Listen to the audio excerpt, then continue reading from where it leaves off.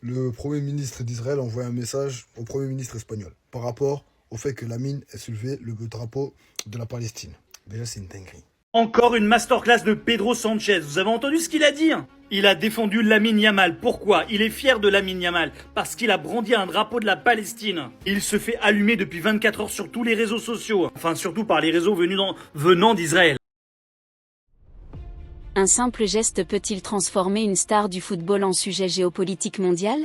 Cette affaire entre soutien affiché à la Palestine, réaction d'Israélienne et bataille médiatique soulève une question plus vaste. Les stars du sport peuvent-elles encore exprimer une position personnelle sans entrer dans une tempête politique mondiale? Aujourd'hui, nous allons décrypter les faits, comprendre les enjeux réels et voir ce que cache cette affaire. Tout commence pendant les célébrations du titre du FC Barcelone. Au milieu d'une foule immense, Lamine Yamal apparaît avec un drapeau palestinien. Les images deviennent rapidement virales sur les réseaux sociaux. Très vite, l'acte dépasse le cadre du football. Le ministre israélien de la Défense, Israël Katz, accuse publiquement le joueur d'alimenter la haine contre Israël et demande au club de réagir.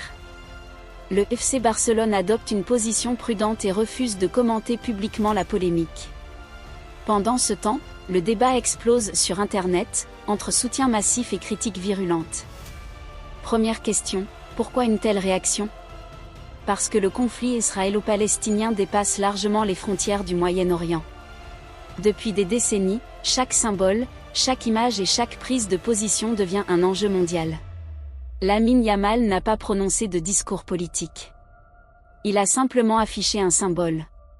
Pourtant, dans un contexte extrêmement sensible, certains voient un soutien humanitaire tandis que d'autres interprètent cela comme une déclaration politique.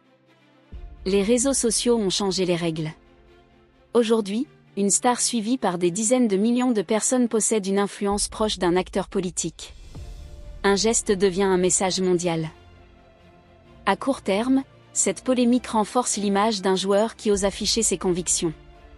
À long terme, elle ouvre une question immense. Les sportifs deviennent-ils les nouveaux acteurs de l'opinion mondiale? Voici l'angle rarement évoqué. Autrefois, les gouvernements parlaient aux dirigeants politiques.